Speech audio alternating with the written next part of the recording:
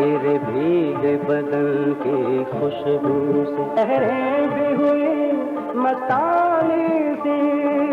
अस्सलामुअलैकुम, मैं हूँ नादिर हुसैन नादिर और आप देख रहे हैं अपना favourite channel full light with Nadir Hussain Nadir. नाजरीन, आज से 7 बरस पहले पाकिस्तानी मौसीकी का एक अहद इस दुनिया से रुखसत हुआ। पाकिस्तानी और बांग्लादेशी प्लेबैक सिंगर और फिल्मी म्यूजिक कंपोजर रोबन घोष, जो 1961 से 1986 तक लॉलीवुड फिल्मों के लिए गाने और मौसीकी तरतीब देने के लिए अपनी तर्ज के एक मुनफरिद मौसीकार के तौर पर मशहूर हुए। आगे बढ़ने से पहले आपसे गुजारिश है कि मेरे चैनल को लाइक करते हुए इसे सब्सक्राइब करें और साथ बने बेल आइकन के निशान को जरूर क्लिक कर दें ताकि आपका और हमारा साथ मुस्तकिल बना रहे।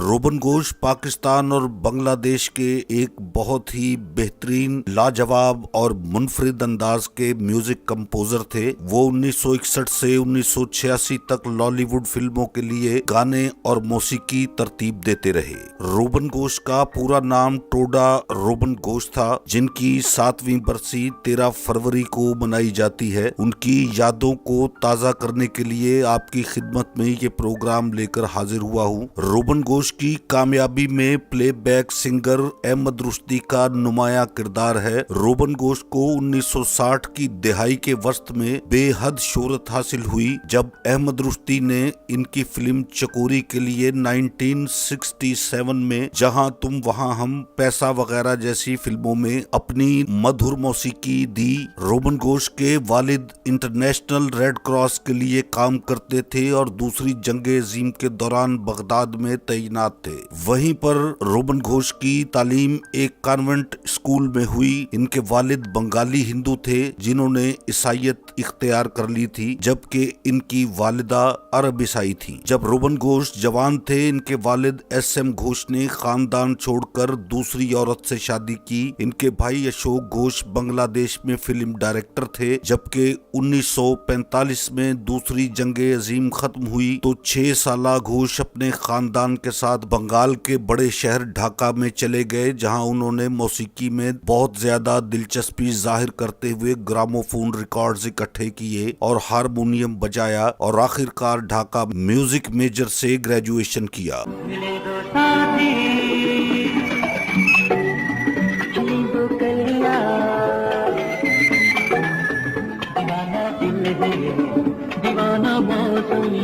चौंके रोबन घोष एक ईसाई था, इसलिए इसे अपने चर्च में कोर्स गाने का सामना था। जब वो जवान थे तो उन्होंने तजर्बाकार फिल्मी मौसीकार सलील चौधरी के साथ भी काम किया। बाद में उन्होंने बंगाल के पाकिस्तानी फिल्मी म्यूजिक कंपोजर मुसलाउद्दीन के साथ बतौर असिस्टेंट भी काम किया। 1960 की दहाई के अवाइल में फिल्म डायरेक्टर एहतशाम ने ढाका रेडियो स्टेशन का दौरा किया और रोबन घोष को अपनी फिल्मों के लिए बतौर मौसीकार मुआहदा करने की पेशकश की। इनकी पहली फिल्म 1960 में बंगाली फिल्म राजधानीर बके के लिए थी और इसके बाद कई दीगर बंगाली और उर्दू फिल्में आईं, जिनमें चंदा 1962, तलाश 1963, पैसा 1964, चकोरी 1967 और भैया 1966 शामिल हैं। फिल्म तुम मेरे हो की रिलीज के बाद रोबन घोष कराची चले गए। पाकिस्तान में 1980 की दिहाई में फिल्मी मौसीकी तरतीब देने का सिलसिला जारी रखा। उन्होंने फिल्म आईना के लिए गाने तरतीब दिए, जो पाकिस्तानी फिल्मी सन्नत में अब तक की सबसे बड़ी फिल्मों में से एक गिनी जाती है।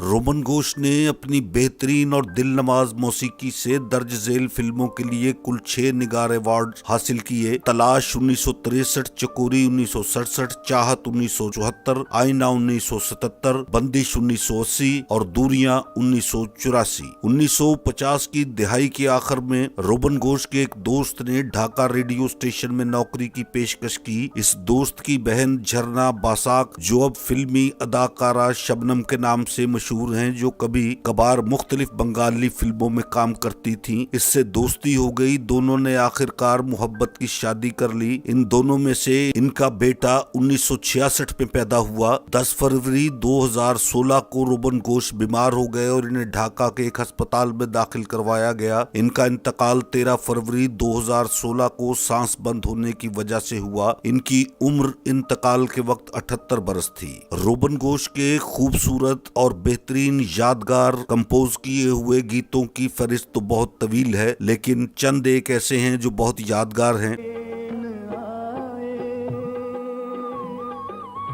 सावन जाए,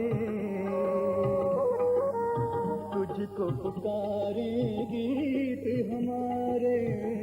आपका हुस्न जो देखा तो खुदा याद आया, हमें खोकर बहुत पछताओगे जब हम नहीं होंगे। वो मेरे सामने तस्वीर बने बैठे हैं, कहाँ हो तुमको ढूंढ रही हैं ये बहारें ये समा। प्यार भरे दो शर्मीले नैन, देखो ये कौन आ गया। ठहरा है समा हम तुम हैं जहाँ, सावन आए सावन जाए। ऐसे वो शर्माए जैसे मेघा छाए, मुझे तलाश थी जिसकी वो हम सफर तुम हो। तेरे भीगे बदन की खुशबू से रूठे हो तुमको कैसे मनाऊं पिया। सोना न चांदी न कोई महल जाने मन, तुम भी हंसी मैं भी जवां है ये रंगीन समा।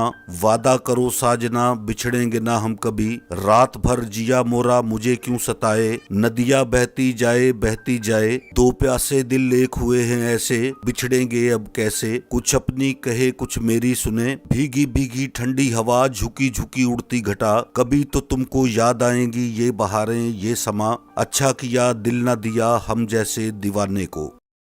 मुझे दिल से ना भुलाना, चाहे रोके ये ज़माना। इसके अलावा भी दर्जनों ऐसे गीत हैं जो सुनने वालों के दिलों में, उनके ज़हन में आज भी महफूज हैं और मौजूद हैं। जिस दिन से देखा है तुमको सनम, बेचैन रहते हैं उस दिन से हम। लगता है ऐसा खुदा की कसम, तुम मेरे हो। रोबन घोष अपनी तर्ज के एक बहुत ही मुख्तलिफ म्यूजिक कंपोजर थे, जिनकी धुनें दीगर मौसीकारों के मुकाबले में अपनी एक अलग पहचान और शनाख्त रखती थीं। यहाँ आपके इल्म में रोबन घोष के बारे में एक ऐसी दिलचस्प बात लाने जा रहा हूँ जो आपके लिए शायद नई हो। रोबन घोष ने पाकिस्तान में जिन भी फिल्मों में अपनी मौसीकी तरतीब दी, उन्होंने कभी भी पाकिस्तान की सबसे बड़ी गुलकारा मलकाए तरन्नुम नूरजहां से कोई एक गीत भी नहीं गवाया। उनसे जब भी इस बारे में कोई बात की जाती कि वो मलकाए तरन्नुम नूरजहां की आवाज से इस्तेफादा क्यों नहीं करते, तो उनका हमेशा यही जवाब होता कि वो मेरी मौसीकी के मिजाज और रमूज पर पूरा नहीं उतरती। इस तरह ये कहा जा सकता है कि रोबन घोष पाकिस्तान के वो वाहिद मौसीकार हैं जिन्होंने कभी भी नूरजहां को अपने मिजाज की या बहुत बड़ी गुलकारा तस्लीम नहीं किया और ना ही उन्हें कभी अपनी फिल्म में गाने का मौका दिया। दो प्यासे दिल एक हुए हैं कैसे, बिछड़ेंगे अब कैसे। हालांकि बताया यही जाता है कि मैडम नूरजहां और रोबन घोष की फैमिली, जिसमें अदाकारा शबनम भी शामिल हैं, इनके आपसी ताल्लुकात बहुत अच्छे थे और अक्सर एक दूसरे के घरों में खाने पर भी मदऊ किए जाते थे। ये भी मालूम हुआ है कि फिल्म एहसास के लिए रोबन घोष ने एक मर्तबा मलका तरन्नुम नूरजहां से एक गीत ठहरो जरा रुक जाओ गवाने की कोशिश की थी, मगर मलका तरन्नुम नूरजहां की आवाज रोबन घोष के धीमे और सुरीले म्यूजिक से मुताबिकत नहीं कर पा रही थी, जिसकी वजह से ये गाना बाद में शमशाद बेगम से गवाया गया। मेरे देखने वालों को, मेरे सुनने वालों को, मेरे चाहने वालों को मेरा आज का ये प्रोग्राम अगर पसंद आया है तो इसे लाइक करें और मेरे चैनल को सब्सक्राइब करते हुए साथ बने बेल आइकन के निशान को जरूर क्लिक कर दें, ताकि मेरी हर नई वीडियो का नोटिफिकेशन आप तक सबसे पहले और बर वक्त पहुँच सके। जल्द ही किसी नए प्रोग्राम के साथ आपसे मुलाकात होगी। तब तक के लिए अपना और अपनों का बहुत ढेर सारा ख्याल रखिएगा। अब इजाजत चाहता हूँ। अल्लाह हाफिज।